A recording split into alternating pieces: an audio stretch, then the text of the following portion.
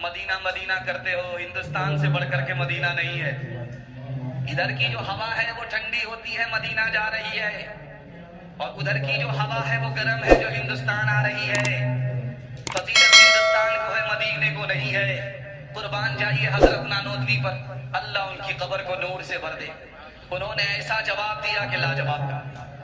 उन्होंने कहा बात ये नहीं है, जो हवा पूरब से हिंदुस्तान से मदीना जा रही है वो ठंडी इसलिए है कि वो मारे खुशी में जा रही है कि नबी के शहर को देखने के लिए जा रही है, नबी से जियारत करने के लिए जा रही हूँ। मारे खुशी के सर से लेकर के पैर तक ठंडी हो जाती है। और जो हवा मदीने से हिंदुस्तान की तरफ आ रही है उसको गम होता है कि नबी से जुदा हो रही हो, नबी के शहर से जुदा हो रही हो। ये राज है, वो हवा गर्म है, ये हवा ठंडी है।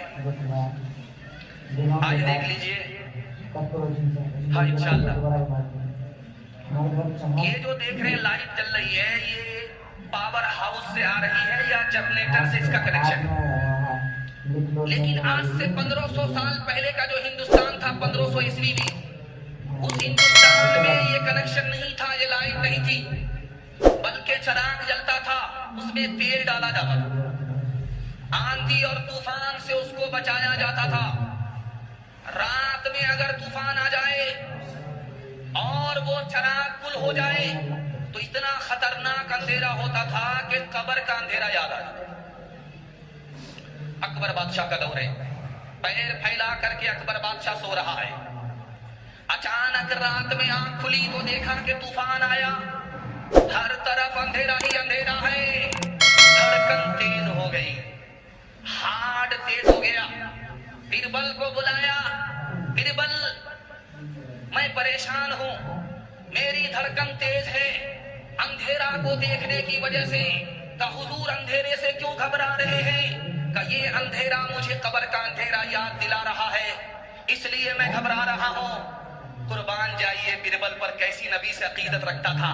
उसने कहा हुजूर घबराने की कोई बात नहीं है, जब तक नबी जमीन के ऊपर थे उजाला जमीन के ऊपर था, और जब नबी जमीन के नीचे गए हैं, कब्र में गए, उजाला नीचे चला गया है।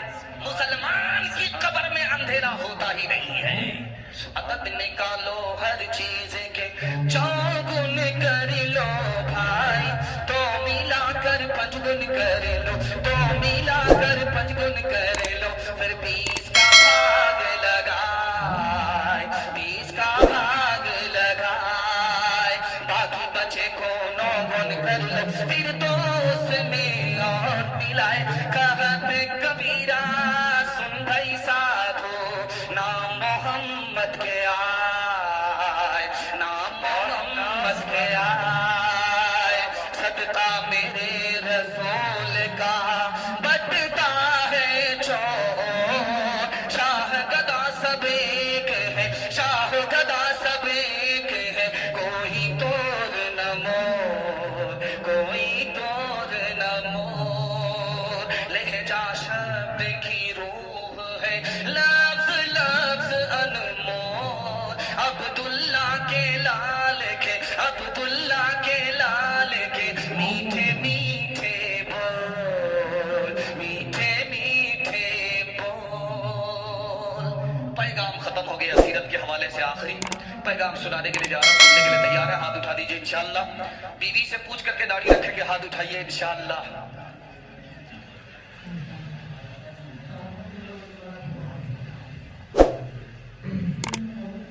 हिंदुस्तान के लखनऊ के आलिम थे, उनका नाम था मौलाना अबुल हसन अली हसनी नदवी रहमतुल्लाह। अल्लाह को प्यारे हो, डॉक्टर अंबेडकर साहब को इस्लाम पेश किया। उन्होंने इस्लाम को क्यों ठुकराया, क्या कह करके ठुकराया? ये फरियाद मैं आपके सामने रखने के लिए जा रहा हूं, कलेजा मुंह को आ जाए। मौलाना अली मियां नदवी रहमतुल्लाह अलैह ने डॉक्टर अंबेडकर साहब को इस्लाम पेश किया कि इस्लाम कबूल कर लो। तो उन्होंने कहा कि मौलाना बात तो सही है, मैं इस्लाम को अच्छा मजहब मानता हूँ, सच्चा मजहब मानता हूँ, और आपको मैं सच्चा पक्का मुसलमान समझता हूँ, लेकिन इस्लाम इसलिए कबूल नहीं करता कि मुझे हिंदुस्तान का अक्सर मुसलमान मुसलमान नजर आता ही नहीं है। एक खास बात, ये जगह है बाराबंकी। بارہ بنکی سے لے کر کے پنجاب تک آپ کو چیلنج ہے، ایک بھی سکھ اور سردار کو بھیک مانگتا ہوا دکھا دیجیے آپ، نہیں ملے گا۔ اور دوسرا چیلنج آپ کو ہے، اس بارہ بنکی سے لے کر کے پنجاب تک کسی سکھ کو دکھائیے، سردار کو دکھائیے کہ اس کو داڑھی نہ ہو یا پگڑی نہ ہو۔ مسلمانوں کی تعداد کے مقابلے میں سکھ اتنے کم ہیں جیسے کہ آٹے میں بال، لیکن عزت کی چوٹی پر اللہ نے کیوں پہنچایا؟ دین اور دھرم کو دانت سے پکڑ لیا۔ مسلمانوں نے دین دھرم کو چھوڑا، ذلت کے گڑھے میں پہنچ گئے۔ جس نے دین دھرم کو دانت سے پکڑا، اللہ نے اس کو عزت کی چوٹی پر پہنچا دیا۔ ایک خاص بات سنیے، اللہ کے علم میں اضافہ فرمائے۔ موسیٰ علیہ السلام سے مقابلہ کرنے کے لیے جو جادوگر آئے تھے، ان کی تعداد کتنی تھی جانتے ہیں؟ 3 لاکھ۔ 3 لاکھ جادوگر موسیٰ علیہ السلام سے مقابلہ کرنے کے لیے آئے، اور جس رسی کو، لاٹھی کو لے کر کے موسیٰ سے مقابلہ کے لیے آئے تھے، ان لاٹھی کی تعداد، ان رسی کی تعداد کتنی تھی؟ آپ کو سن کر کے حیرت ہوگی، 300 اونٹ کے اندر ان لاٹھی کو، رسی کو لایا گیا تھا۔ لیکن موسیٰ غالب آ گئے، جیسے ہی لاٹھی ڈالی سب کو نکل گیا، غالب آ گئے۔ اور یہ 3 لاکھ کی تعداد میں جو جادوگر تھے، سب سجدے میں چلے گئے مسلمانوں۔ حضرت موسیٰ نے اللہ سے پوچھا، میرے پروردگار، یہ جادوگر میرے حریف تھے، یہ جادوگر میرے رفیق فریق تھے، یہ مسلمان کیسے ہو گئے؟ فرعون نے اپنی آنکھ سے دیکھا کہ ہمارے جادوگر شکست کھا گئے، پھر بھی وہ مسلمان نہیں ہوا، یہ جادوگر مسلمان کیسے ہو گئے؟ تو کہا، اے موسیٰ، یہ جادوگر جو آئے تھے تمہارا کپڑا پہن کر کے آئے، تمہارا چہرہ تھا، تمہارے کپڑے تھے، نبی کی نقل اتار رہے تھے، اس لیے میری رحمت نے جوش مارا، اسے اسلام کی توفیق دی، یہ سجدے میں چلے گئے۔ ایک خاص بات سنیے، اللہ آپ کے علم میں اضافہ فرمائے۔ ابو طالب نے زندگی بھر ساتھ دیا نبی کا، مسلمان کا، اسلام کا، پھر بھی اسلام کی دولت نہیں ملی۔ جانتے ہیں کیوں؟ اللہ کے نبی نے ابو طالب سے کہا، سجدہ کیجئے میرے چچا، سجدہ سے بڑھ کر کے کوئی عبادت نہیں۔ تو کہا، سجدہ دکھاؤ کیسے ہوتا ہے۔ نبی نے سجدہ کیا، سر سجدے میں گیا۔ ابو طالب کو غیرت آئی، کہ یہ سجدہ مجھے پسند نہیں ہے، سرین اوپر ہے، سر نیچے ہے۔ اللہ نے نبی کے طریقے پر عیب لگانے کی وجہ سے اسلام کی دولت سے محروم کر دیا۔ اللہ، ایک بات خاص سنیے دھیان سے۔ ابن رجب حنبلی کہتے ہیں، میں نے کفن چور کو رات میں قبرستان میں پکڑ لیا، کفن چوری کرتے، تو میں نے کہا کہ پولیس کے حوالے کروں گا، مگر ایک شرط ہے، تم سچ سچ بتاؤ کہ مردے کے جسم سے جب کپڑا کھینچتے تھے تو مردے کا چہرہ کدھر ہوتا تھا؟ آسمان کی طرف ہوتا تھا یا قبلے کی طرف ہوتا تھا؟ اس نے کہا کہ سچائی یہ ہے کہ 100 میں 80 مردے کا چہرہ قبلے کی طرف نہیں ہوتا تھا۔ ان کا سر چکرا گیا کہ ہم اپنے مردے کو چت نہیں لٹاتے، ہم اپنے مردے کو، اس کی پیٹھ کو پورب کی دیوار سے ٹیک لگا دیتے تاکہ چہرہ آسمان کی طرف نہ جائے، قبلے کی طرف جائے۔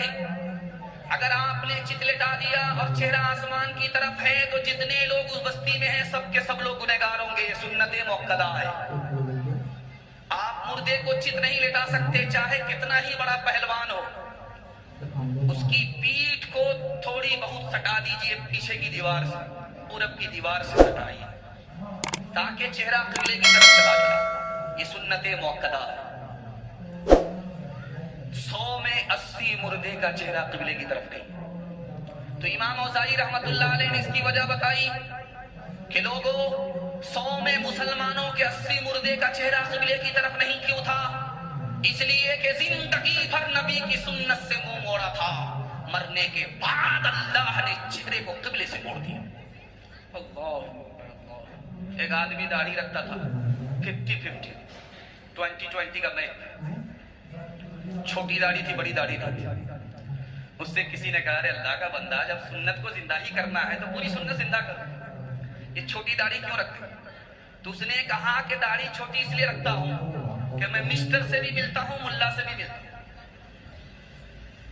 تو ملا جی کو اطمینان ہو جاتا ہے یہ میرے طبقے کا آدمی، اور جب مسٹر کے پاس جاتا ہوں تو اس کو اطمینان ہو جاتا ہے کہ میرے حلقے سے باہر نہیں، اس لیے آدھا تیتر ہے آدھا